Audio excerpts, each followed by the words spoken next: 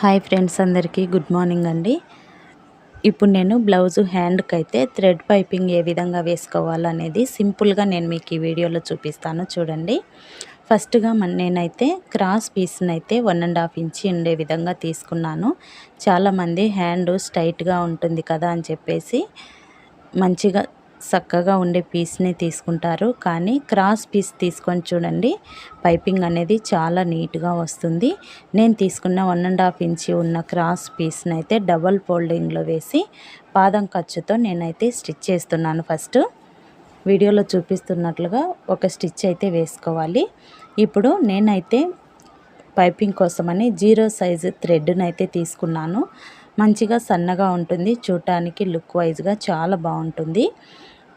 0 size థ్రెడ్ని మీరు తీసుకోండి, చాలా బాగుంటుంది. చూపిస్తున్నట్టుగా ఖర్చును లోపలికి ఫోల్డింగ్ చేసి థ్రెడ్ ఉంచి మళ్ళీ పైన క్లాత్ను ఫోల్డ్ చేసి మనకు ఏ సైజులో పైపింగ్ కావాలో అదే ఆ సైజులో మనం చూసుకొని మనం పెట్టిన థ్రెడ్కి హ్యాండ్ పీస్కి సెంటర్లో కుట్టు పడే విధంగా